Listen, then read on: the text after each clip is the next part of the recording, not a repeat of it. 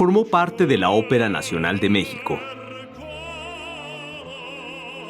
Ha participado en elencos de las óperas como Rigoletto, Tosca, La Bohemia, Fausto, Lucía de Lammermoor y La Traviata. Debutó en el Teatro del Palacio de Bellas Artes en 1975.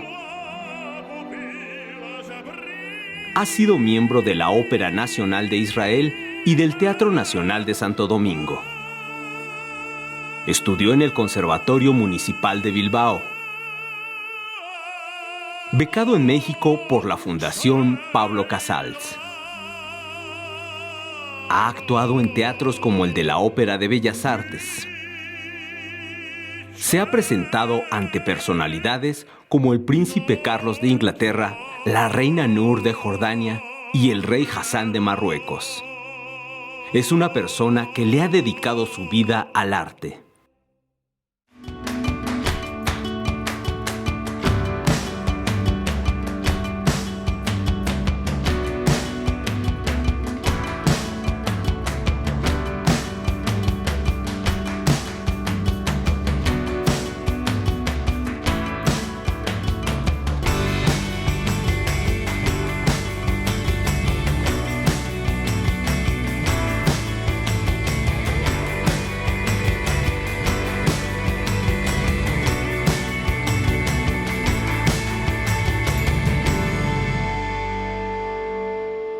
Hola, ¿cómo están? Muy buenas noches, soy Alix Bauer y es un gusto que estén con nosotros en Palabras Mayores, en este lugar tan hermoso que es hoy en día el Laboratorio de Arte de la Alameda, pero en su momento, si pueden ver la fachada, pues fungía como el convento de San Diego. Y nos acompaña hoy el maestro, el tenor, Luis María Bilbao. Muchas gracias. Gracias a ti. Gracias. La primera pregunta es esa, el acento. Sí. ¿Es español? Sí, claro. Y cuéntenos por qué en México. Bueno, en principio no hay ninguna razón muy especial para dejar la vieja España y venir a la nueva España. Para mí sigue siendo México la nueva España. Ajá. Es mi cultura, es mi lengua, y pues no hay razones especiales. Aunque al principio la ilusión fue tremenda de poder venir, ¿no? Yo conocí México en el 74, creo que era el segundo Festival Cervantino que se hacía en Guanajuato, se hacía en abril. El segundo. Era el segundo. ¡Qué sí. maravilla! Ajá. Ese segundo, el director de todo sigue, bueno, ya no está en esos rubros, pero Fernando Macotela, si no me acuerdo mal, que era una persona encantadora. El director musical era don Enrique Jimeno. Entonces, ese primer contacto con México fue maravilloso. Yo venía con la Compañía Nacional de la Zarzuela y quedé deslumbradísimo del país, ¿no? Entonces eso me dio una perspectiva muy, muy seductora de lo que podría ser México para mi carrera. Entonces, ni corto ni perezoso, regresamos a España, me acuerdo, hicimos una gira que teníamos por todo el Oriente Medio, y en noviembre regresé a México con el afán de buscarme la vida artística en México. Y pues desde aquel entonces hasta hoy, pues no he parado de disfrutar todo lo que a mi profesión concierne, ¿no? Entonces ahora vamos un poco a la vieja España. Sí. ¿Y cómo es que empieza su carrera y cómo es que elige esta carrera profesional? Digo, además de el don de la voz. La tradición influye. Mi padre era un hombre preparadísimo musicalmente, culto, y pues qué duda cabe que lo que en casa se siembra, Sí. pues poco a poco va dando sus frutos, ¿no? Sí.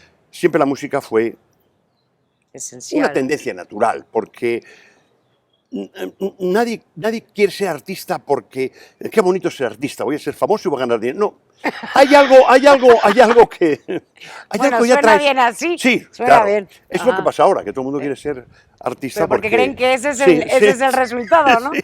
Inmediato. Y no, y es un estigma duro, ¿eh? Ser artista es un estigma duro, sobre todo hoy. En mi época, no, bueno,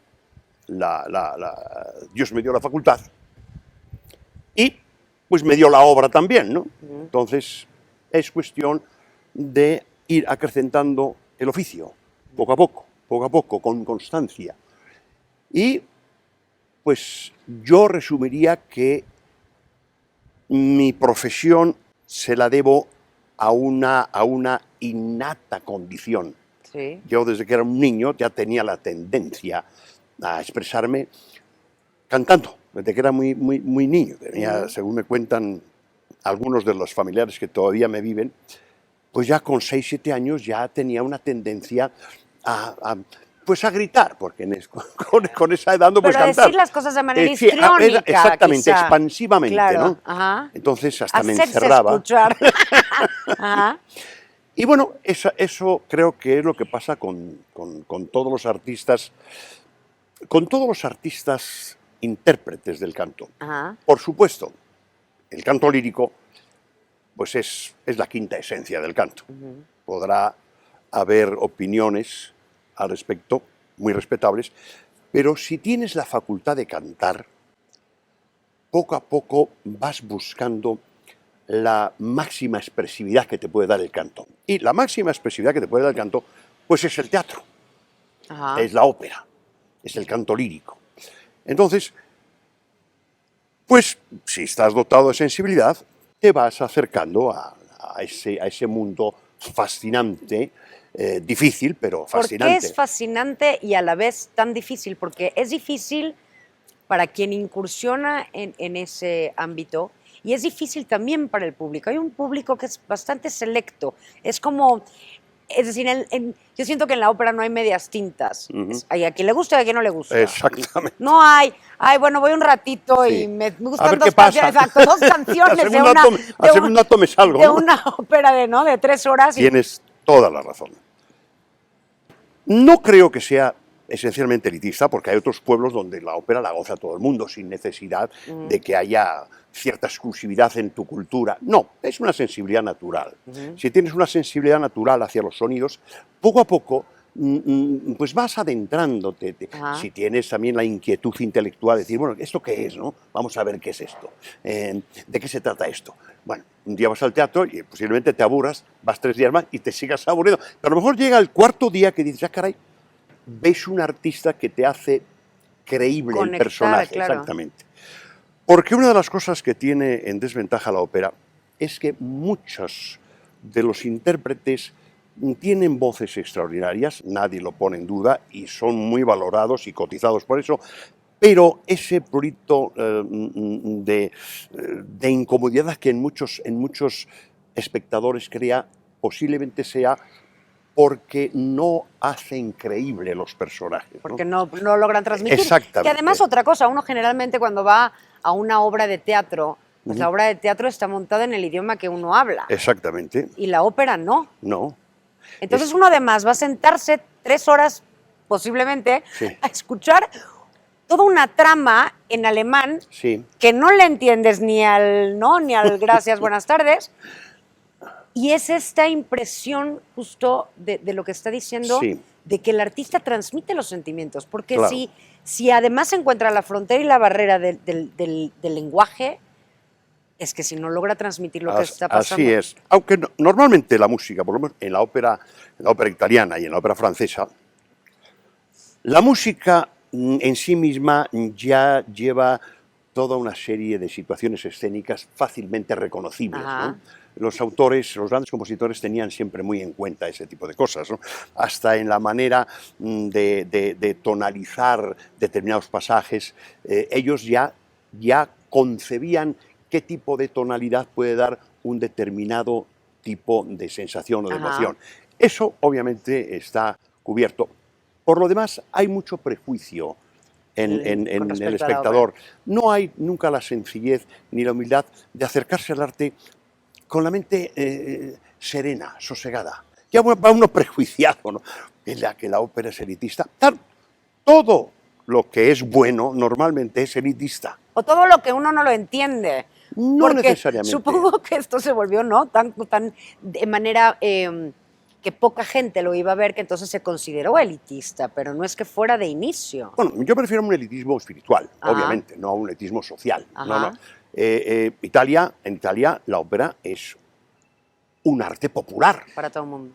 Entonces, ya desde los tiempos de Garibaldi, ¿no? Cuando se pretendía hacer la gran unificación de Italia, ya el nombre de Verdi se escribía en las paredes a forma de rebeldía contra el imperio austrohúngaro, ¿no? Viva Verdi, ¿no? Que era viva Víctor Manuel, rey de Italia. Ajá. Pero hacían esa conjugación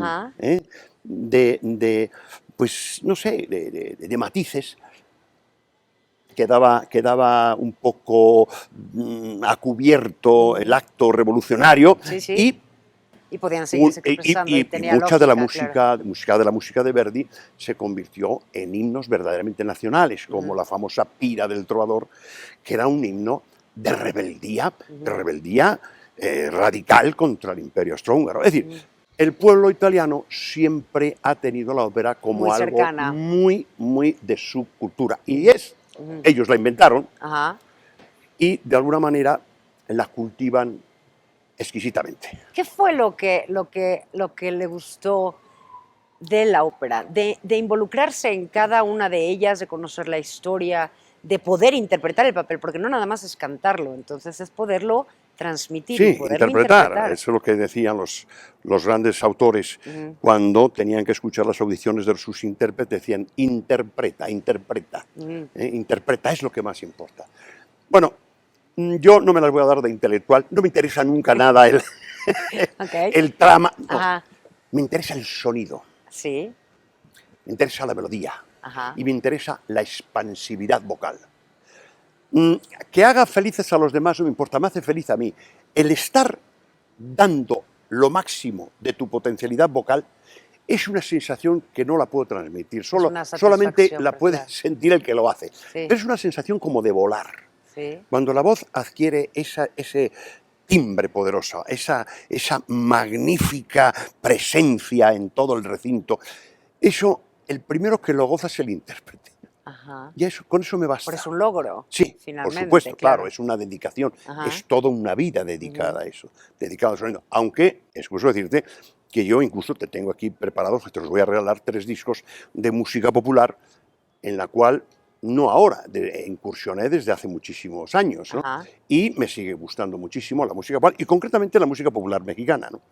Entonces, el que canta es cantante 24 horas al día y todos los instantes de su vida hasta que se muere es cantante. Está cantando. No hay manera de recurrir a otro oficio, a otra profesión. Puedes tener aficiones, como yo las tengo, que es eso, aficiones, cosas que van conjuntas, sí, claro, pero que nada es la filosofía, que es la pintura. Soy un devorador de la pintura, me encanta la pintura.